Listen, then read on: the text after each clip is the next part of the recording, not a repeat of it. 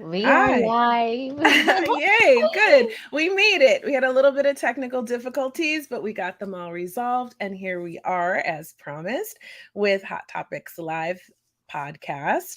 And I'm Kia, and I want to remind you that you are amazing. This is your weekly reminder that you are enough. You are amazing and you deserve to be living the best life possible. And the only person who can give that to you is you. But we are here to help with lots of strategies and amazing people to give you information and educate you on things that can help you in your journey. So, next to me, as I love, back again is Matilda from Coffee with Matilda, one of my favorite people in the world. And I'm so happy to see you. I've missed you. Me too, Kia. Hello, everyone. Nice to be back. I'm so It's a happy. lovely day here. I'm in Paris, Oh, so that's so it's a exciting. lovely day. It's a sunny day. It's very hot, and the sun doesn't go down till 10 p.m. So it's good. Ooh, I Summer. love it. So catch me up. What have you been up to? I haven't seen you since April. What have you been up to? We are getting ready for our wedding in Armenia, so doing it's action packed shit. I I have bet you're my so busy. dress. We're organizing the event, so very excited. That is so exciting. Well, I will tell you, I'm doing everything in my power to get there, and I'm trying to convince Kaula that it should be a girls' trip. So Very good. it should Armenia be. is waiting for you guys. Yeah, I have a lot of questions for you about Armenia, so I know how to dress and prepare correctly. But as long as I can get my childcare situation under control, I'm there, girl. Beautiful. I'm Awesome. so excited. I, Awesome. I will let you know before July 15th, as says the invitation. So I'm excited. I intend to come. I'm going to do my very best. Beautiful. That's Yes. amazing. Amazing. I mean, we can Yes. babysit. We can send some people to babysit. I'm going to do my best to work it out. It'll be fun. Very good. Very good. So today we have an incredible guest. This show is going to be about healing trauma. So if you have suffered some trauma in your life and you want strategies and techniques on how to heal that trauma so you can live your best life possible, so you can love yourself more or be more at peace, or whatever the reason is that your goal is healing, this episode is going to do that for you. This episode is going to do that for you. So um my guest today is an amazing woman, right? She mentors a lot of people. She teaches this. I've got so much feedback on how beneficial the work that she does is. And if you go back on my Hot Topics Live Facebook or YouTube channel, on my Facebook page, you can scroll through just a few episodes and you'll see an episode with my friend Fran. And Fran and I actually discussed how Lamia had helped her. And you can see on that episode where she says, "You've got to get this girl on here. She's got to help so many people." And so here she comes. I'm going to bring her on. Hi, George. Oh, hey, Goddess. Hello. Hello. Hi. Hi. Hi. Hi. Hi. Yeah, Lamia, welcome to Hot Topics Live podcast. So tell me, what time is it where you are and where are you? Well, actually, I'm in Germany and it is just a little after 9 p.m. Yes. Wow. Yes, and Yes. we know Matilda is in Paris, and I am in the beautiful Pacific Northwest of the US. And Hot Topics Live is a global show. You can watch it live. You can watch it on our YouTube channel or the Facebook page, or you can listen to it in podcast form anywhere you listen to podcasts. So, Lamia, I have a question for you that I am dying to know. Okay. Yes. What is rebirthing? Yes, thanks for the question. I mean, rebirthing is very often misunderstood. So I'm very happy to be here. It's an honor to be here with you, Kia, and of course, the co host, Matilda. Thank you so much for the invitation. Rebirthing is a life philosophy. Actually, it's called Rebirthing Breathwork. And it was discovered or founded by Leonard Orr, who unfortunately is not on this earth plane anymore. He is one of my very, very first teachers, and he really influenced my whole life. Rebirthing Breathwork is really all about the whole life philosophy, how you can influence your mind, how you can influence your breath, your body, and of course your heart as well. So when you go through a rebirthing breathwork training, which is quite an intense, long training, you not only get breathwork sessions where you are lying on a bed and you have a rebirther taking you through certain breathing patterns, but you talk about a life in general. What's your mindset? What's your food intake like? How is your connection, your relationship to everything in life? And we very much work with the 4 elements: earth, air, water, and fire. Because with these 4 elements, you can purify your whole life. You can purify your whole system. And I just go a little into some more details about these 4 elements. I think that will be helpful to understand. So when we talk about earth, it's obviously how we live on this earth, our physical body here on earth. How do we feed our body? What is our connection to nature? How much movement do we do? So it's basically everything to do with our physical body. Then we come to the element of air, and obviously air is about our breathing. Learning how to breathe again the innate way, like we used to when we were newborn babies, you know. When you look at a newborn baby, they breathe so beautifully. It's like in and out in a circular rhythm. And when you just watch a baby, you just feel so peaceful, don't you? I mean, hasn't this happened to you when you look at a baby and they're breathing while sleeping, and it's just so heartwarming and touching. So this is what we are trying to get back into, this natural innate rhythm of the circular breathing. So that's the element of air, and obviously getting enough oxygen from nature as well. So we have earth and air. Now comes water. Now the first thing that comes to mind is drinking water, right? And then it's not just enough to drink water. You need to know the quality of your water. You need to know how much water each and everyone needs. So most people say, well, 2 to 3 liters. But then, you know, I'm a very tall woman, and it's not possible that me as a tall woman needs to drink as much water as a woman that's half my size. Right. So I believe that 30 milliliters, I'm sorry, I don't know the metrics for the US. So it's 30 milliliters per each kg of body weight. So you can really figure out what your personal individual need is for the amount of water you need to drink.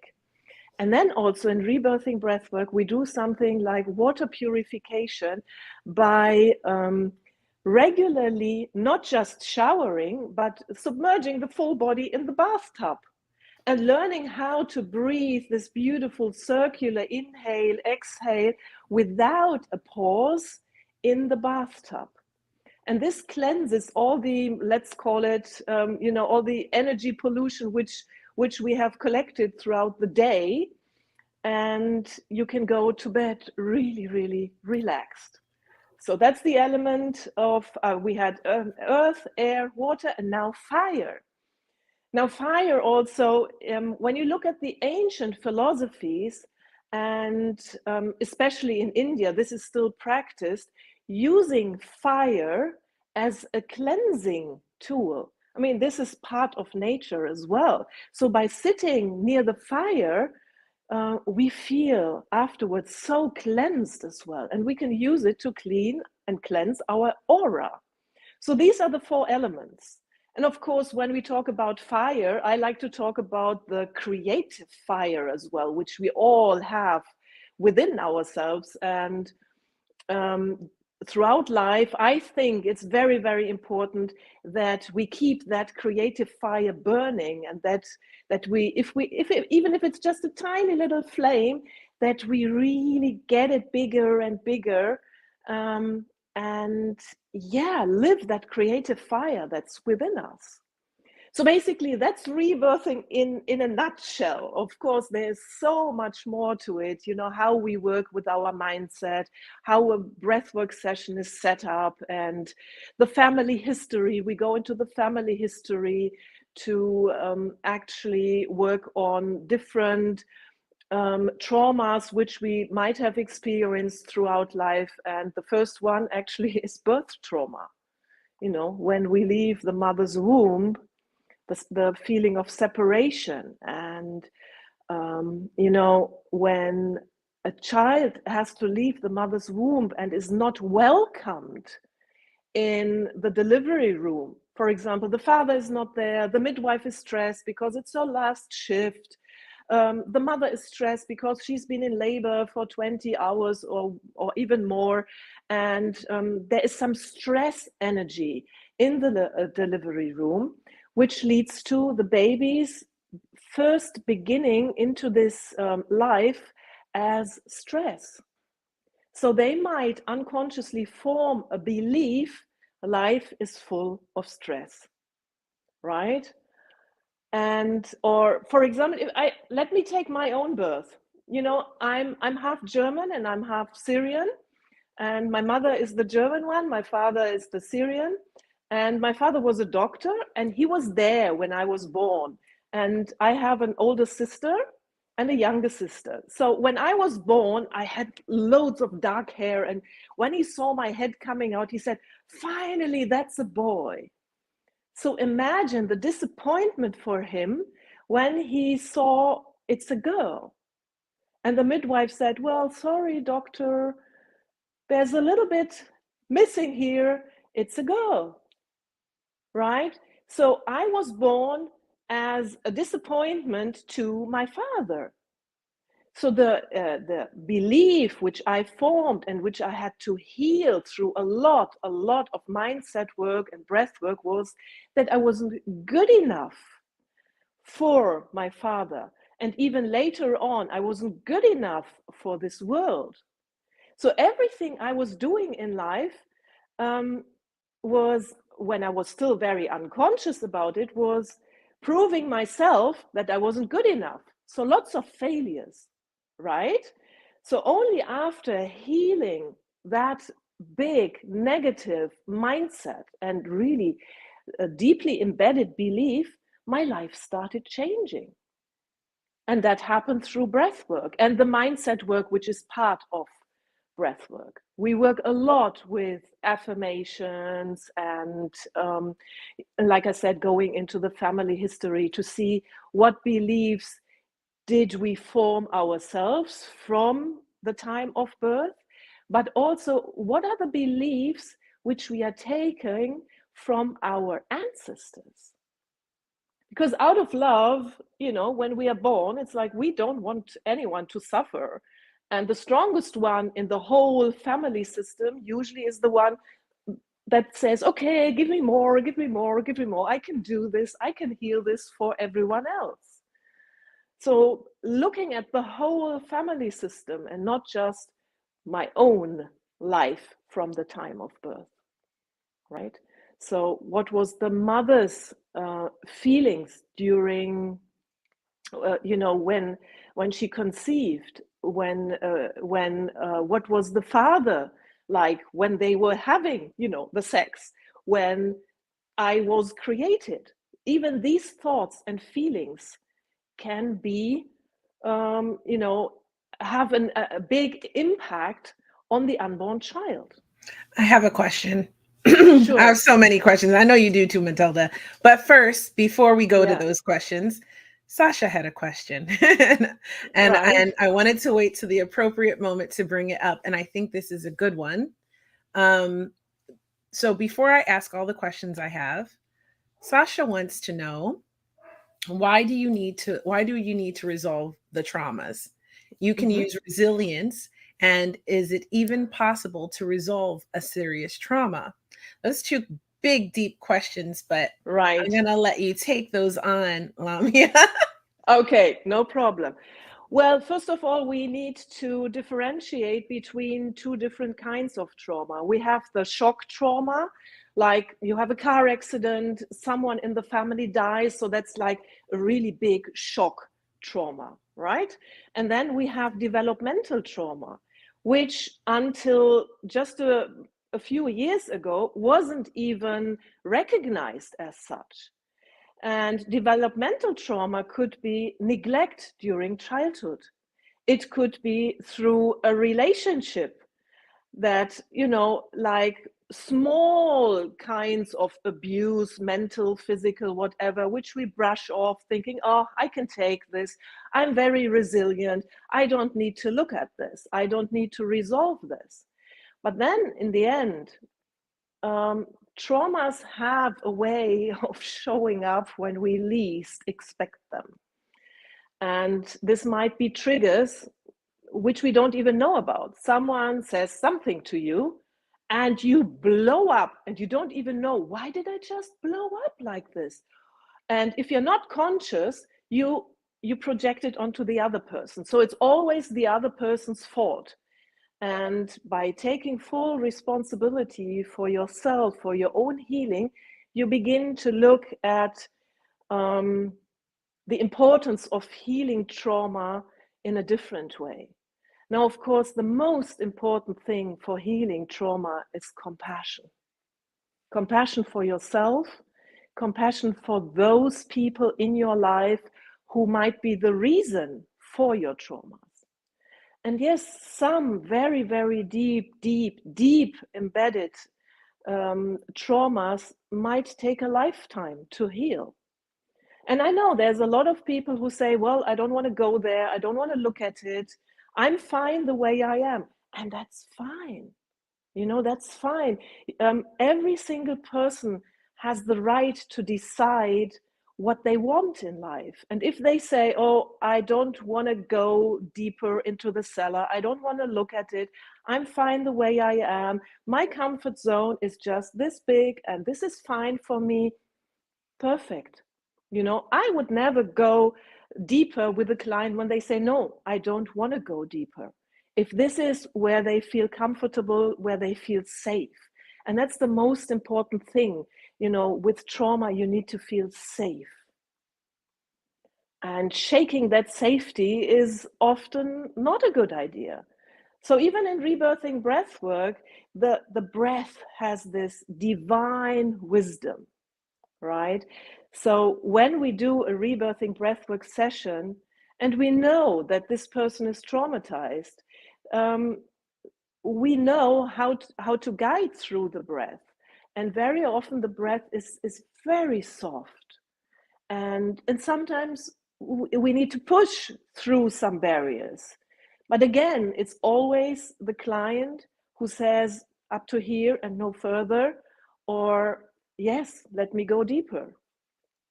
So I hope that answered the question about healing or not to heal or not to heal trauma. Fantastic. But first of all, you have a very nice artwork behind you that gave Thank you. away your Syrian side. I Yes. was like, oh, a German woman having that in the house. I was like, oh, that's beautiful. But yeah, Yes. I'm from Iran, so, and Oh, Armenia, right. so Yes. we have Yes. similar.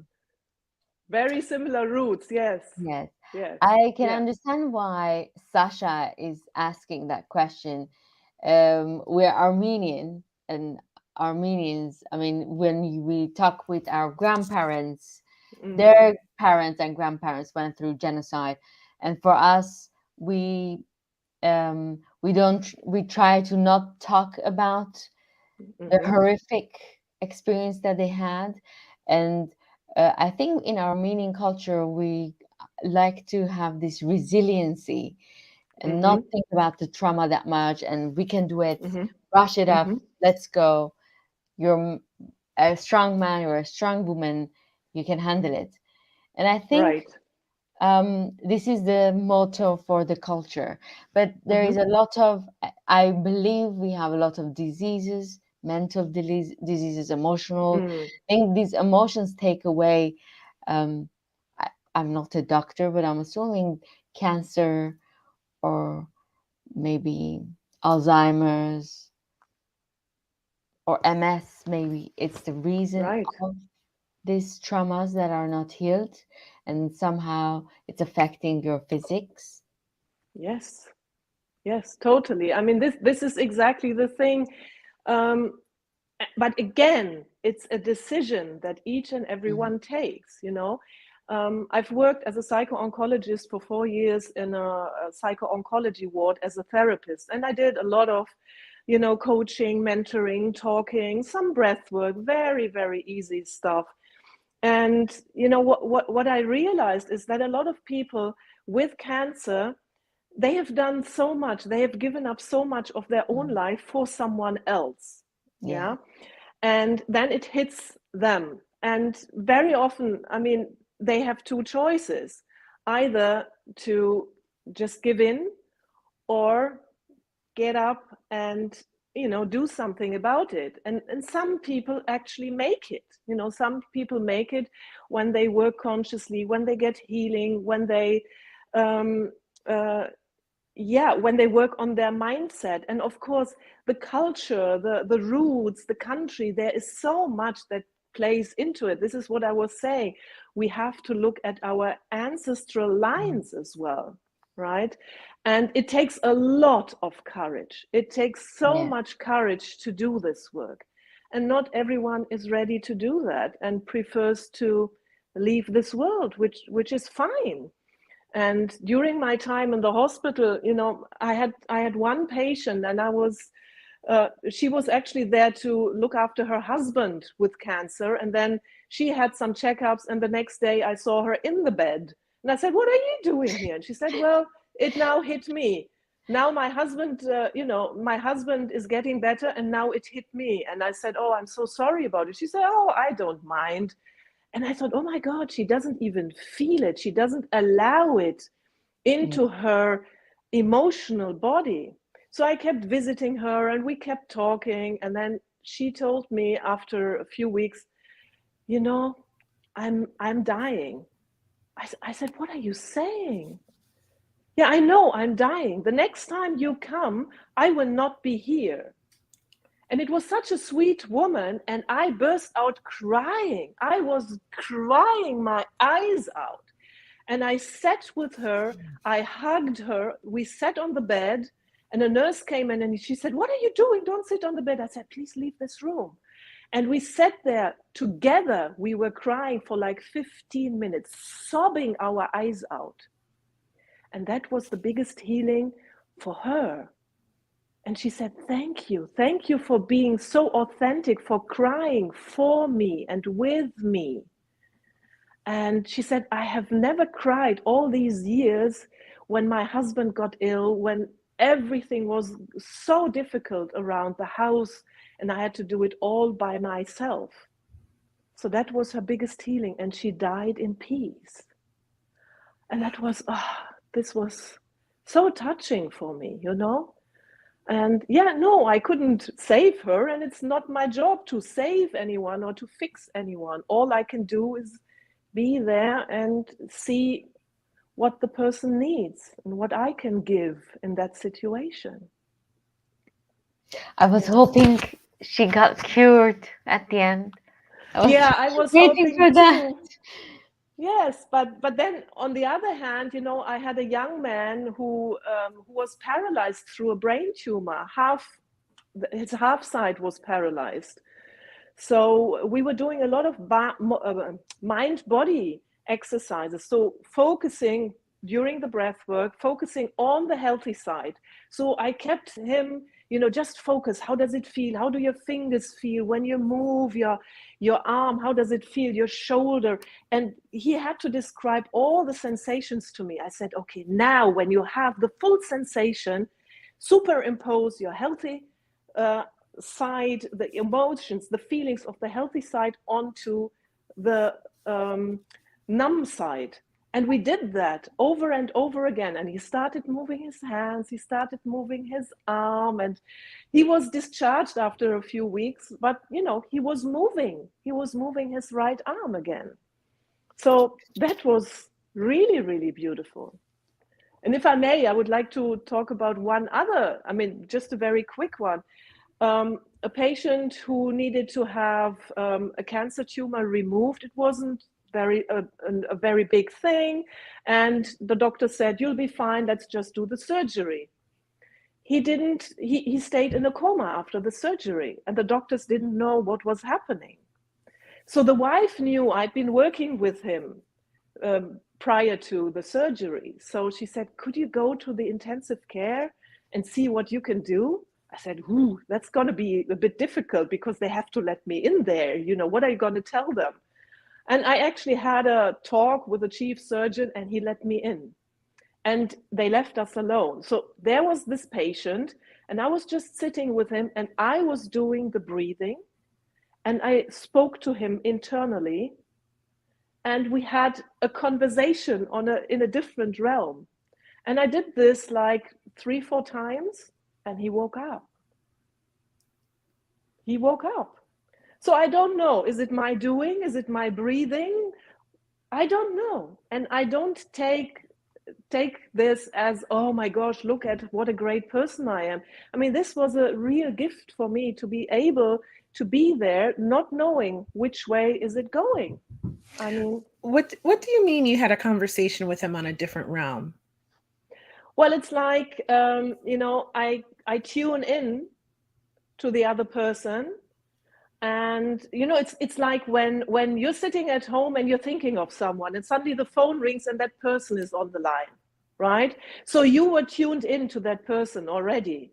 And this is what, I mean, in very simple words, I just put it, but this is what I did. It's like I tune in to that person and see what's happening in the body, what's happening. Do I get a connection to him? And also, I'm a trained non-dual Kabbalistic healer, which is a totally different story as well. So I did some healing with him as well. I don't know what worked, and I always know there's divine timing, and there is the divine that has the biggest influence, and it's not me. I'm only a tool, a channel, whatever you want to call me. I have a question. Do you travel for this? Yes. I know if I'm telling universe and yeah, listen to this. If something happens to me, I want her to come to us and tune in with me there. Don't let me die. Sasha, you know who to call now. Yes. But Sasha has another question, and then I will go Yes. back to ask the question I wanted to ask you. Sure. And we had a couple of other comments I want to pull in here, but let's listen to Sasha's question. So Sasha says, what is the difference between the ancient philosophy and the new religions about the cure? Do you think the ancient beliefs can help more? Wow, what a good question. Great. I feel that nowadays we are going back to the ancient philosophies. And rebirthing breathwork is something very ancient because it's about the breath. The breath. I mean, look at the first thing we do when we are born, when we are out of the mother's womb. What's the first thing we are supposed to do? Breathe in. If we don't breathe in, you know, the doctors do everything to get us to breathe. They rub, and sometimes there's this little slap or whatever. They want us to breathe. And that's the in breath, taking in life. That's the first step of life, breathing in. And then what's the last thing we do on our deathbed? We breathe out, right? And what is it that we are doing in between? It's automatic. We don't even notice if we are breathing or not breathing. So the ancient philosophies knew about the power of the breath, where it can take us, what it can do for us, how healing the breath is. You know, pranayama is ancient, and the Sufis, the whirling dervishes, I mean, look at them, what they're doing with their breath. They are spiraling, breathing, going the Yahoo, Yahoo. They're going into different realms and really, really have wonderful experiences. Other people need to take drugs to be in this state of being. And this is only done by the breath. But at the same time, you need to be ready for it. You know, you need to build up the momentum. You need to practice. It's like exercising. If you want to run a marathon, you can't say, okay, tomorrow I'm running a marathon and off you go. You will not go very far. You have to exercise, you have to train. The same if you want to build more muscles, you have to train. It's the same with the breath. And it's as ancient as it can be. And I love going back to nature. I love all the organic clothing and, you know, growing my own food. Everything is going back now, going back to where we once were, away from all the technologies and coming back to nature, using the ancient philosophies more and more. And that's what I believe in. And I think that, you know, all these great masters, Dr. Joe Dispenza, Greg Braden, Bruce Lipton, and I mean, the list goes on. What are they doing? They are making all these ancient philosophies, these techniques available to mainstream media, to everyone. Now, in the ancient days, you needed to go through all these initiations and you know, not everybody was chosen. So today, I think this is what we need, going back to the ancient philosophies and to stay human and to heal again. Yeah. I love breath work. I do too. I think it's really important. I've done a couple of sessions in New York, especially with full moon. The energy is just crazy. I think you need one month to recover for your next one. It's amazing. I think meditation, breath work, all of this stuff for trauma. And Teresa said earlier that she noticed that when she was going through trauma, she wasn't breathing. So she said, as someone who has had to really be aware of my breath work and patterns in my breath work the past few years, I have found when working through my own trauma, I was holding my breath, which I think is important to note as we're talking about healing and breath work and trauma. And Lynn's agreed with her. She said that she holds her breath while she's asleep, which seems dangerous to me. I mean, I've had sleep apnea before where I would stop breathing. I'd always dream I was drowning to death. And then I'd wake up and I'd realize I wasn't breathing, which is really scary. Yeah. And if you've ever, you know, had a partner who has sleep apnea, you know how scary that can be when they stop breathing. So the breath, like what you said, just, we don't even think about it. It's a natural occurrence in our body. It's the most amazing, most important thing that we have in this life is breath, is air to breathe in. I mean, obviously without it, we can't exist. So I love the work that you're doing. And something that you said really stood out to me because my mother used to always tell me the story of my conception with my father. And she would say, you are a love child. You were conceived out of so much love. And she'd tell me the story. So when you said that that was important to sort of your development through life and it can really affect you, that made a lot of sense to me. Because I've always considered myself sort of a love child, this really loving person, and I spread love everywhere I go. That's like what is necessary for me to feel okay. As part of my well-being is to just share a lot of love with people. And it is unfortunate to me when people don't know how to receive it and they don't understand that. I don't understand that. You know what I mean? So it's just a different thing. Yeah, but you know what you just said about the love that you're spreading. Leonard Orr, my Rebirthing Breathwork teacher and the founder of Rebirthing Breathwork, he used to say, love brings up anything unlike itself. So if if you approach a person with so much love and that person in front of you has so many issues of not having received love, then suddenly there's this loving Kia who's showering that person with love. It's like, oh my God, this is frightening. And all the fear, the rage, and the disappointment comes up, and it's projected onto you. Mm-hmm. So this is what it is. So it's very important to always consider the story, the history of the person. We never, ever know what the story of a person is. And there's this beautiful saying, don't judge a person unless you've walked in their moccasins for at least 100 steps, which is true. Which is true. What do we know? I mean, what do I know about you, Kia, or about you, Matilda?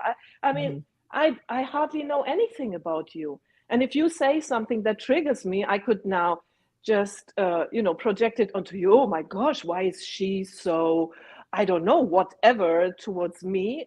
But it's, I have to look at myself. Why do I get triggered? Absolutely. What is it that I need to heal within myself? So I actually have to say, thank you, Kia, for triggering this in me. Now I can look at my issues and I can heal them. I just had an experience like that. All right. Then I got so triggered. And like in the moment, I took out a piece of paper and I started writing like I would write in my journal. And I said, Yes. why did this bother me so much? Why am I so upset? And then I realized it was a bullying situation where I was being censored and things like that. Yeah. And where I was made to feel like my opinion didn't matter. And Right. I had forgotten about this for a million years and had no thought of it. And then suddenly that old trauma came up to the surface. And I had, but because of interviews like this and all of the amazing people I get to meet and come in contact with, I knew to assess it in the moment. And I decided at that time that, you know what? I don't think I can proceed with this. And it's not a safe environment for me here. But I knew why I felt that way. Yes. And it was Very really good. helpful for me to work through the trigger and release it, because you can be in a triggered state for days and weeks and it's miserable.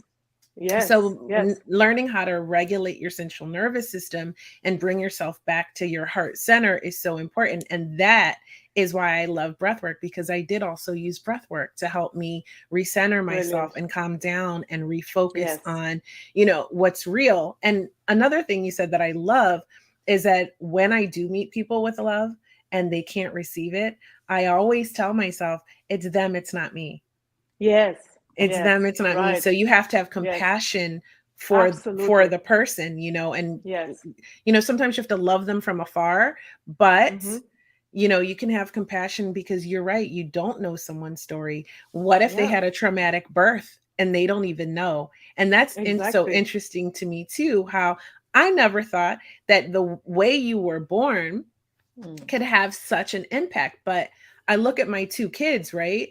My first one, an emergency C-section, everything was drama. I was like really miserable. I'd already had a really tough pregnancy. Like his dad was super excited, but I didn't have enough anesthesia and I was feeling them cut into my stomach. And it was just like a whole bunch of things that were going on when my son was born into the world. And he has been a more difficult child, I will say, you know what I mean? And then with my second child, it was a scheduled C-section. Everything was like easy. It was like beautiful. I just watched a movie while they cut me open and took my baby out and handed him to me. It was like my favorite movie. And I was relaxed and I was happy and we were excited. And that time there's also two big differences with their C-section births, right? The first one, they did not allow the mother at that time when he was born to hold the baby as soon as he was born. And it was traumatic for me. And I'm sure it was traumatic for him. That skin to skin contact that you would get with a natural birth. With my second child, they changed that, or I was in a different state as well. And they brought him to me and laid him on me immediately. And it was a completely different experience, I think, for me and for both of them. And they're drastically different children. One is very like strong-willed and more angsty, although he is a teenager, and the other one Yes. is a super happy-go-lucky, like easygoing, go with the flow, super excited about life, like very, very loving, like, you know. So it's interesting what you say. I think I can see that show up in my own experience. Yeah. So I guess, what kind of traumas does rebirthing help? Well, actually, all. Hmm. I mean, rebirthing breathwork is something that helps heal anything and everything.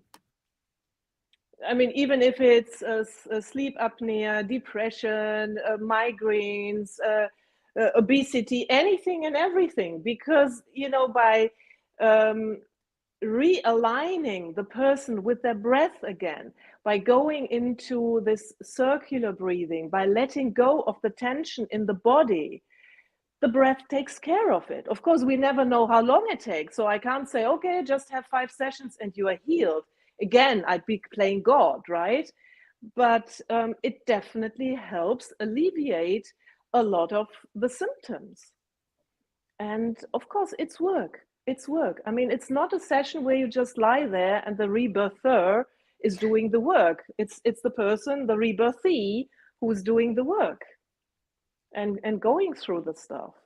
Now, the difference between rebirthing breathwork and maybe other breathwork philosophies is that during rebirthing breathwork, it's not about going back into the drama of the trauma.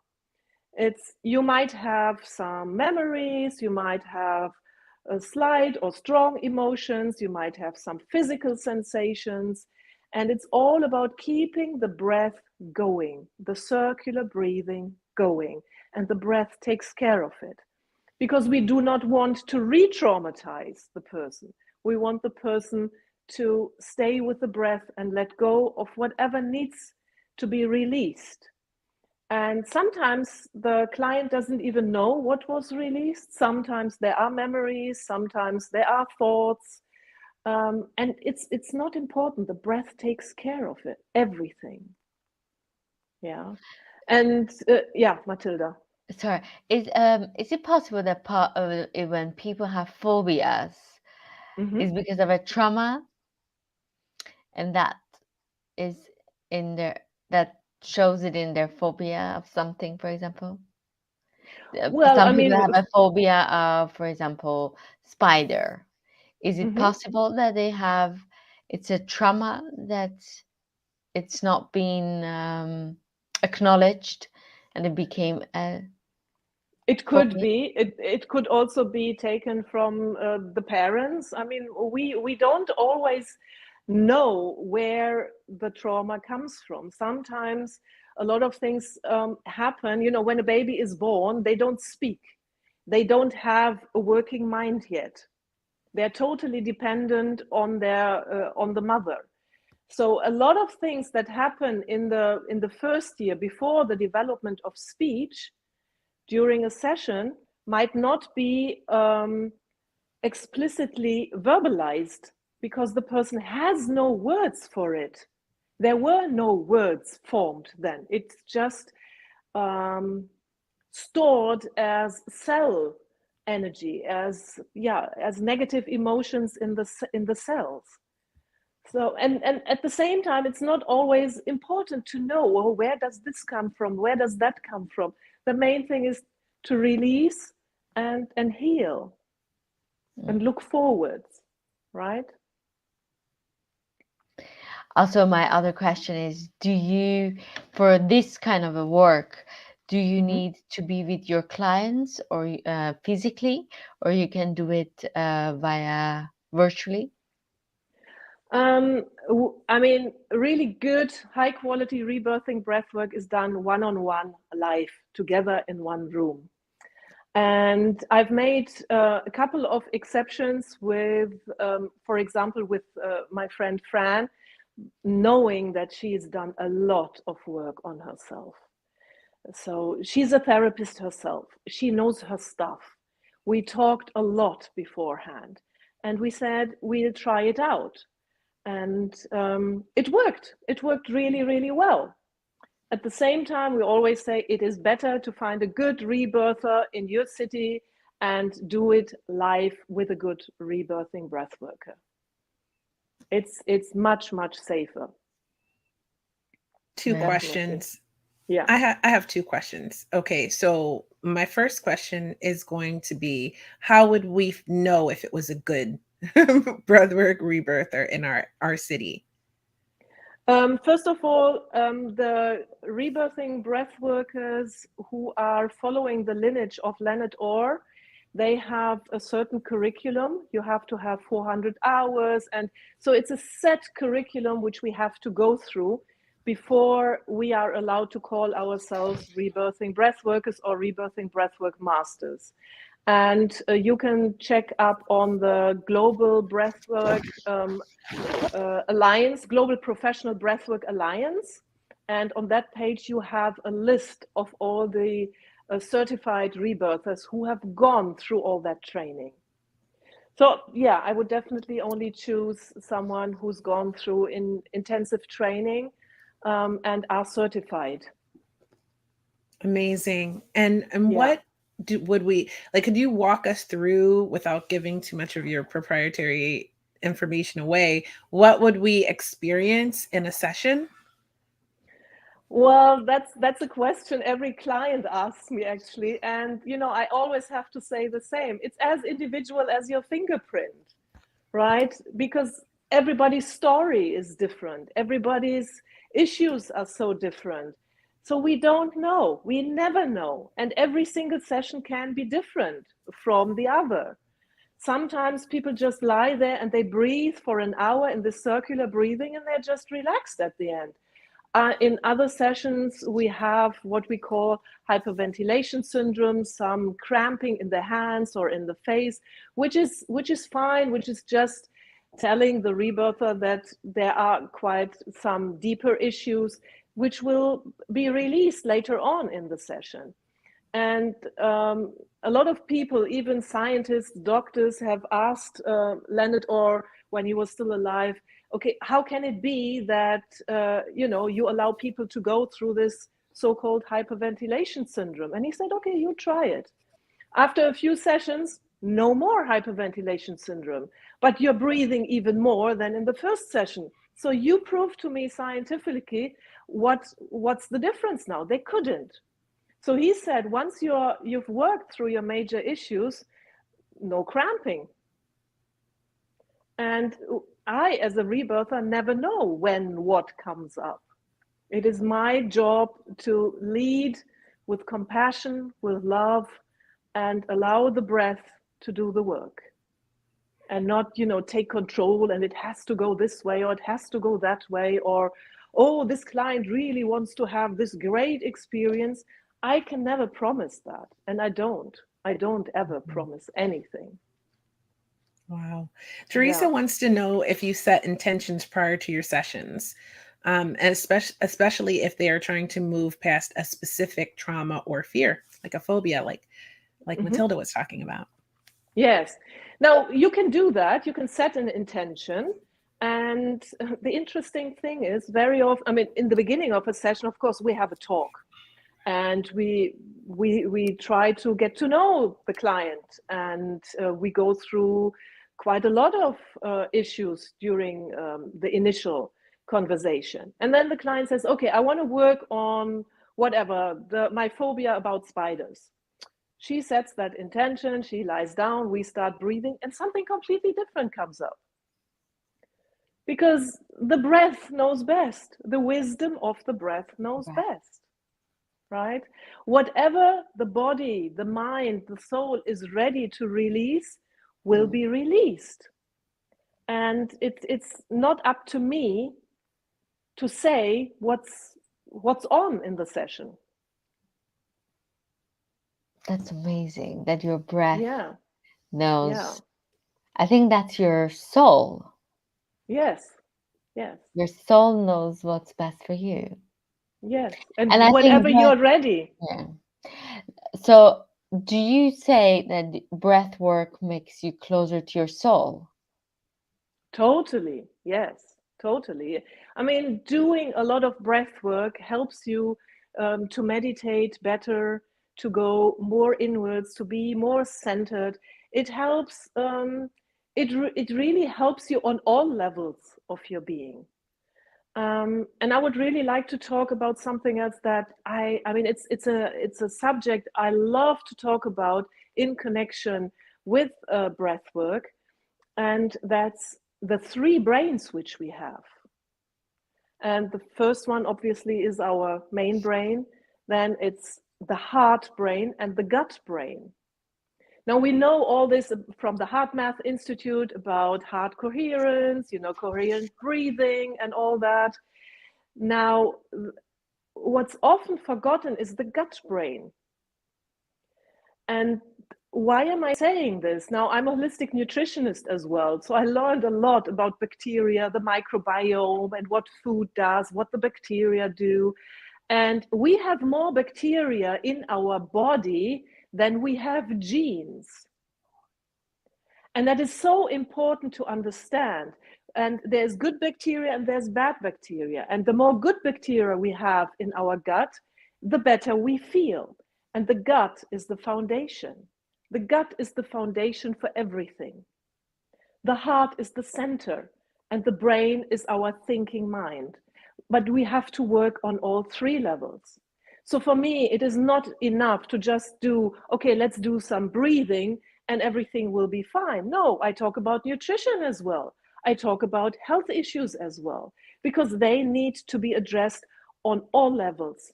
On the physical, talking about bacteria. The more good bacteria we have, the happier we are.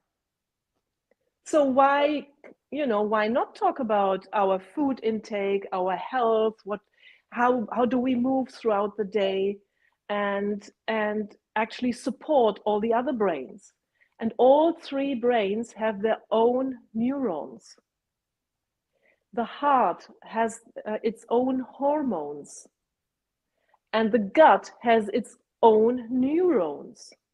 And the gut bacteria, the good bacteria, and of course, unfortunately, the bad as well, they influence all the organs in our body. They even influence our mind.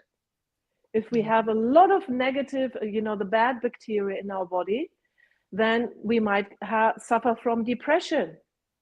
We might suffer from bloatedness, from all kinds of problems, which we don't even relate to our bacteria.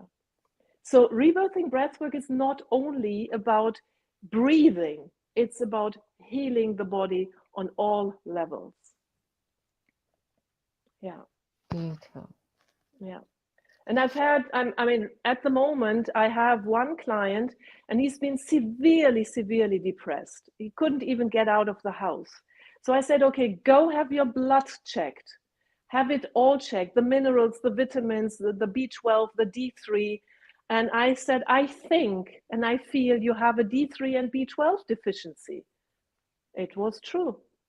And he started to substitute with high doses of D3 and B12, and he's getting out of bed again. And he didn't do any trauma work. He didn't do any rebirthing breath work. So that's the foundation. Yeah. Why shouldn't we help a person to get the foundation right first?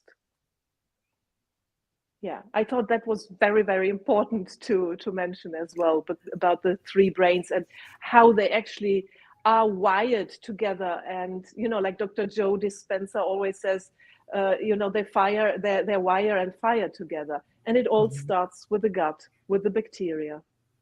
Wow. That's good information to have as well.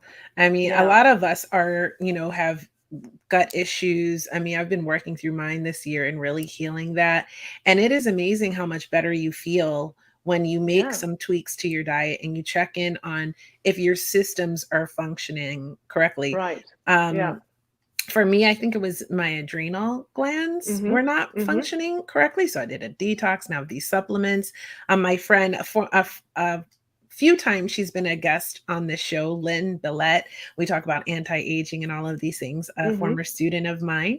And she's also a nurse, and she's certified with anti-aging practices. And this is what she Wow. told me. And it's been really helping. And I'm feeling a lot better. And I completely identify with what you said. When your body's deficient, it causes all sorts of problems that you don't even realize. And then how can you begin to do the serious work of deep healing, emotional and mental, if your physical is just not in shape for having a happy existence? Yeah. So Yeah. I have a question kind of based on what Sasha said here. He said, Mm-hmm. perhaps it is just biomechanics.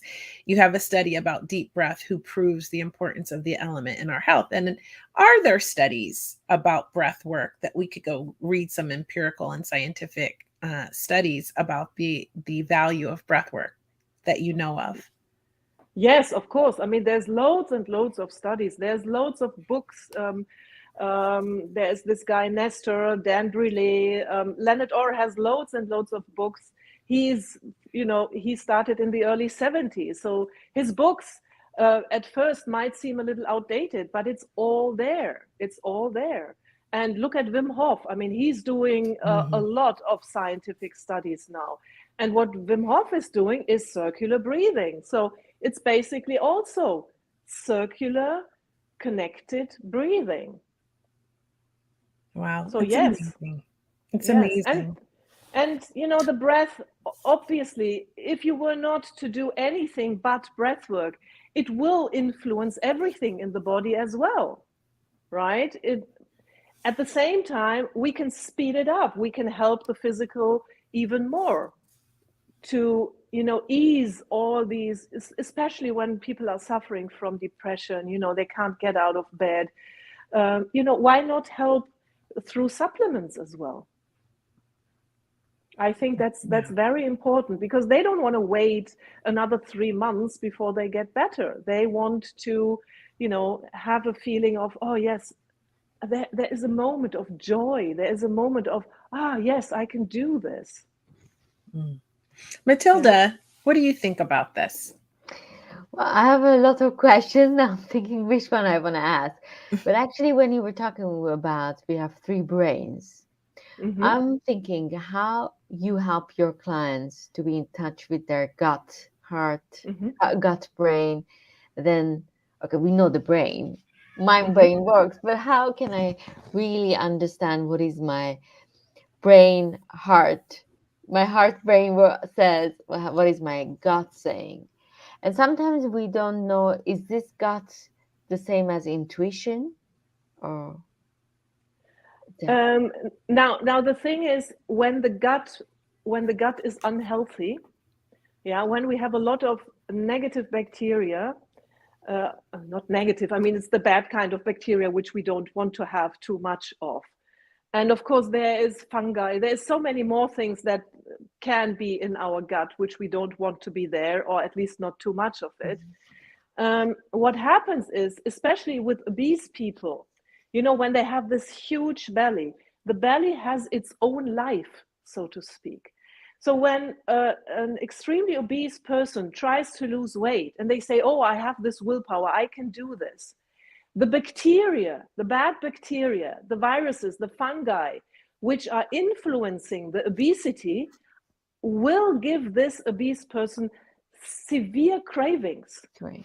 And it is so difficult. It's a pure addiction. This is why so many extremely obese people have surgery. And a good friend of mine, he's a chief surgeon, and he does all these surgeries, helping these obese people.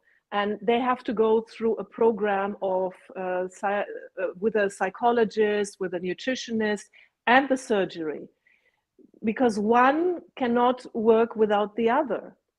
And he actually told me that, it is very, very difficult for them to conquer those cravings that they have, Mm. because the gut bacteria, they rule the hunger, they rule the hormones. And I mean, we would go too much into the biochemistry now about all these hunger hormones which we have. And they actually have the feeling of hunger. They have the feeling, I'm starving. And yes, at the same time, we can look at the issues. Why do they always feel they are starving? Why do they always feel they are hungry? What is it that they didn't get in their childhood? Yeah. I mean, we Wow. didn't talk about, we only talked about birth trauma, but the first 7 years of childhood is the foundation of our future life, not just breath, not just concept. I mean, starting with the conception, the pregnancy, the birth, then the first 7 years of our lives. Rudolf Steiner speaks about it. You know, he speaks about the first 7 years and the development of a child, the healthy development.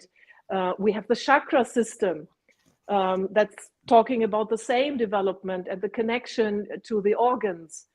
And if there's a lot of abuse and imbalance, insecurity during the first 7 years of life, this is what will determine our relationship to the world, to people, to life, to food, to business, to money, everything, everything. Yeah. That's fascinating that this 7 years dictates your whole life. Yes. Your subconscious mind.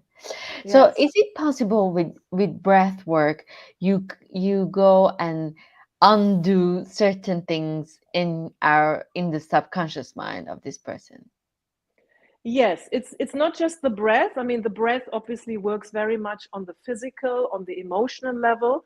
And then whatever issues come up during a breathwork session or after a breathwork session is often those negative beliefs which we have about ourselves.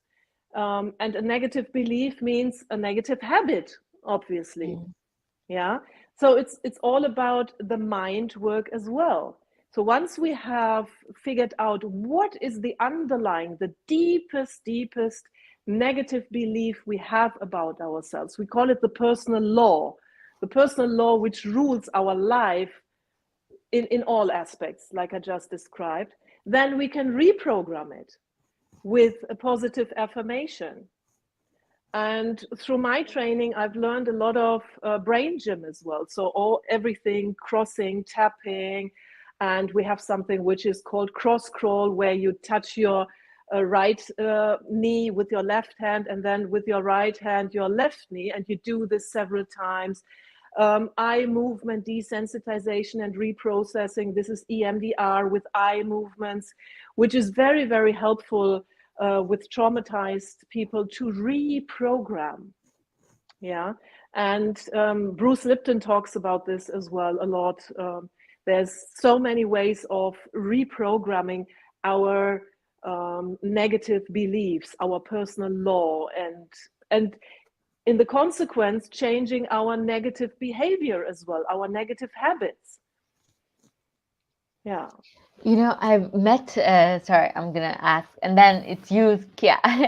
I've met people that they say, oh, we don't have any trauma because nothing crazy bad has happened and they never gone through some like difficult experiences. I mean, maybe some mild experiences that they thought it's normal, for example. Mm-hmm. How can you explain people that everyone has a trauma? But everyone has a Well, trauma now. This is my understanding of it. well, I would say birth itself is a trauma. Mm. Leaving the mother's womb. And depending on the time and the place you were born in, I mean, imagine a child born in a war zone. And Mm. then the child was taken to another country and says, oh, I never had any problems because I grew up in a foreign country where everything was hunky-dory, everything beautiful. We had money, we had food, we had everything, forgetting where the person was born. And then there's ancestral trauma as well. So saying I don't have trauma, well, maybe I'm carrying trauma from my ancestors and I don't know about it. And then again, it's all about what do I want to know about my life, about my past, about my being, my consciousness. I I would never ever persuade someone if someone comes to me and says, I'm happy the way I am. I said, beautiful, enjoy think your life. is it when you're saying the ancestors is I think Jung talks about the collective uncon sub subconsciousness. Is that the one you're talking about? Your like century, maybe as a woman, we have it from century of maybe suppression or That too, yes. But I'm also talking about my very own family. It's like mm, my father's lineage, my mother's lineage, my father coming from Syria. So there was a lot of oppression there as well. yes, And he came to Germany as an 18-year-old young man, all by himself, you know, left the comfort of his home, and he studied in Germany and he studied medicine. So he had a gift of healing, and I think I got that from him. At the same time, I'm sure he was traumatized a lot. mm, And you know, education in Syria in those days, he went to a school, to a French school, and that was almost like a military school. They were hit a lot, but this was normal in those days. So they don't think about it as a trauma. But his behavior later on showed that yes, mm. he was traumatized, definitely. Yeah. Actually, it's a very good point you're saying. Lots of times people don't realize they're traumatized because they think that situation is normal Yes. till Yes. it shows in their behavior. Wow, I have to Yeah. go Well, and look at me now, but I'm they don't know. You know, they don't know mm, any different until they come to a different life, a different situation, different people, see different families, and think, "Oh, that's another normal. I yeah. only know this normal, and now there is this normal." So total confusion. And the good thing is, you know, every single day we have a chance to start all over again. Every single day we can decide, okay, this is my past. I want to be, I want to be someone different. I want to really reach my highest potential and find out what is my purpose here in this life. And actually, for me, I mean, I was torn between those two worlds, you know, the Arab world and the German world. And when I was young, I was born in Germany. We grew up here, and then later on, we went to Syria to live there because my father wanted to live there. It was hell because the life was so different. So after a year, we came back. And then again, after I finished my schooling at the age of 19, we went to Dubai. We lived in Dubai for 20 years. So it's always this being torn between these two worlds, the Arab and the European, the German world. Until only a few years ago, I realized, well, I've got it all. You know, I've got all the goodness of both worlds, and to really accept both worlds and to be authentically me with everything that both worlds give me, and not leaving out this part or not leaving out that part. And, you know, also honoring my name. Lamia is the Arabic name and means shining, glowing. So I decided the purpose of my life is to be fully me, to be authentic with all aspects of my being, to shine my light so that others can also reach their highest purpose and shine their light. And this is my mission in life. This is how I go out with my mentoring work. And I want to touch people's hearts and see if people are willing to live their highest purpose or to even figure out what their highest purpose is Oh, and live it. how do you figure out what is your highest purpose? Well, there are lots of ways to figure this out. Okay, I give you a hint. If we still have time, Kia, I give you a hint. Like when I just told you, my highest purpose is to be fully me. So how do you want to be? Yeah. And what do you want to do? I want to shine my light, live my highest purpose so that other people can shine their light and live their highest purpose. So figure out, what do you want to be? What do you want to do so that, and it might take some time till you figure it out, and it might change. It might change. Well, I love that.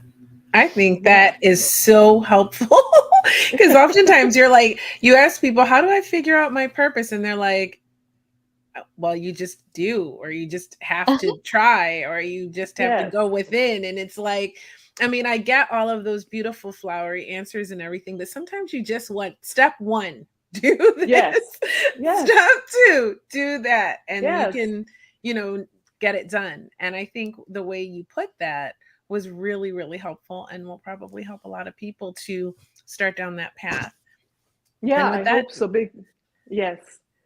I think it's very, very important that people figure out, what are their major values in life, and by making a list of your values, you figure out how do you want to be in life, because these are your values. Mhm. Yeah. Well, That's that's beautiful. excellent. I have a lot of homework to do today. First, I'm gonna call my mom saying, Mama John, how was my birth?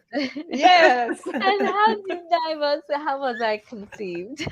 Yes. Tell me the story. And please don't be angry at your mom. I mean, she always did her best. Everyone always does their best, because if they knew any different, they would have done it differently. So Mhm. forgiveness, compassion is so important. So important. I love that you've Yes. mentioned compassion so many times. My friend Daniel, Mm-hmm. he does this whole presentation called The Art of Compassing, and it's all about Wow. compassion. And he's been on Hot Topics Live, I think 2 or 3 times now. Mm-hmm. And if anyone hasn't seen those episodes, I highly recommend watching them or listening to the podcast, because it's so beautiful to understand the way he explains the importance scientifically and emotionally of Mm-hmm. why compassion is so, so important to each and every one of us. So I Yeah. love that you've mentioned that so much today. And I actually, it's 1 hour and 11 minutes, so it's time to wrap it up. But I want to Yes. say thank you so, so much for being a guest on Hot Topics Live. You're This was such a welcome. beautiful experience. I hope Thank everyone you. learned something about rebirthing and a lot more that we got into Yes. that can help them on their journey to just feel amazing and to live a life that they love. What do you think, Yes. Matilda? Yeah, I loved it. I loved how you explained everything is connected. How Yes. we feel now, it's connected to how we look at life, how we were born, how our connection with our parents, with the universe. Yes. It's interesting, and I think have this awareness to live your life with this kind of an awareness can make you a better human being, because then you're more careful to treat your neighbor differently, because you know Yes. somehow it's gonna come back to you. It's how Yes. you treat a tree, even how you eat your fruit, how you eat your, I don't know, dinner, Absolutely. how you talk with your friends and family. It's important. I think it gives your life a different meaning, a different meaning of oneness. Yes. Totally. I totally, totally agree. And I would like to say one more thing before closing. If you out there want to do something really, really good for yourself and start on this journey of going deeper, going beyond, beyond those veils that we've put up for ourselves out of protection because we don't want to get hurt even more, start counting your blessings. And I don't mean just this exercise of gratitude. Oh, I'm grateful for, I'm grateful for, I'm grateful. I mean really count your blessings. you know just go through your flat, your house, go through nature, lower your head and just say thank you, thank you, thank you, thank you for everything that you see and you have. So thank you, Kia, thank you, Matilda, and thank you everyone who's listening and has tuned in. Oh, it's been fantastic. I want to thank you so much for being a guest. So informative and such beautiful Thank you. energy. I almost don't even want to part from it, but I have so much to do today. So, so I want to thank you for being a guest. I hope that you'll come back and we can dive deeper into the gut health Sure. thing and the Yes. hormones and all of that. I think that could help a lot of people that struggle with Yeah. weight issues. I know I have in the past. So thank you for that. And I hope that you'll come back soon. And I'm going Yes. to put you in the green room.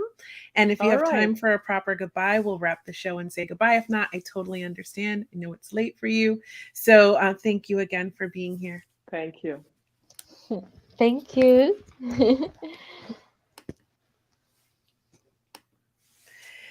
Oh, that was a good one. It was like a breathwork session. Yeah, we should have had a Yes. session live. Just get some breathing exercises going next time, Next right? time. So I just want to say, Matilda, I am so happy to see you and I'm so glad to have you back. And Thank you. Me too. and And I such an important topic today. I knew you would love it. I was hoping you would come back, but I knew you would love the episode today. So I'm glad you were here. Everything as it's supposed to be, right? Yeah. Um, and if you love Matilda, follow her at Coffee with Matilda on Instagram. And you can listen to Podcasters Unleashed on Apple Podcasts, Spotify, Google, pretty much anywhere, as well as Coffee with Matilda. And what do you guys got coming up on Monday's live episode of Podcasters Unleashed? Well, we're going to talk about last week was about crypto and like Nice. humans, transhumanism a little bit. But Does this week Pasha we're love gonna, that? yeah, this week we're gonna talk about values and human aspect of future development. You know, I might turn in for that one because I was watching Bloomberg. Was it Bloomberg or some news outlet? And they were talking about a guy who got let go of from his job because he was talking to the AI chatbot and it felt human to him. And he was like, that thing is human.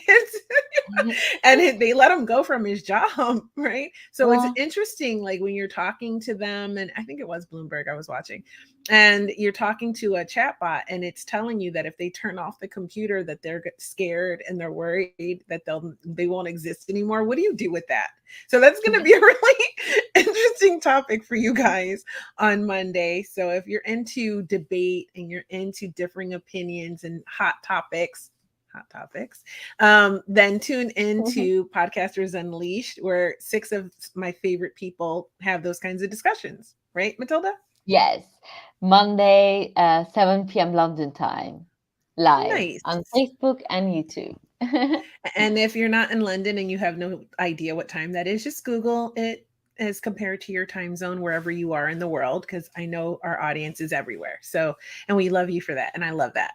So, with that, we're going to wrap it up. I want to say thank you so much for tuning in and sharing this time with us. I hope it was beneficial for you. You can listen to this episode in podcast form. You can watch live. If you watched live today with us, then you know you can ask questions and participate. Or you can watch it anytime on Facebook or YouTube. And if you want to follow along with my journey, you can follow me on Instagram. I'm there more than I am on Facebook.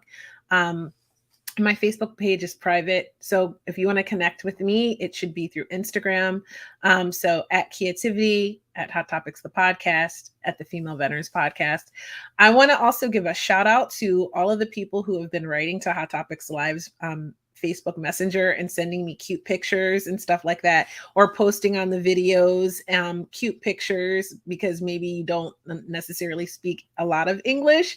I value that. I just want you to know I appreciate you. It's so sweet.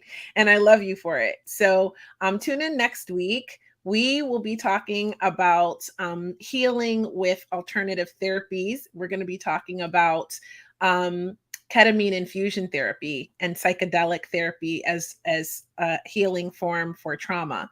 So if you want to live your best life and you're working through your issues, this is a personal development, personal growth podcast. It is meant to give you ideas and strategies to help you in your journey because you deserve it. because you just deserve to live your best life. You deserve to be happy more than you're not. And you deserve to feel like you're worthy of everything good in the world. And that's what we're going to do here every single week. We're going to remind you of that, and we're going to help you on your path. And that's a wrap for us today.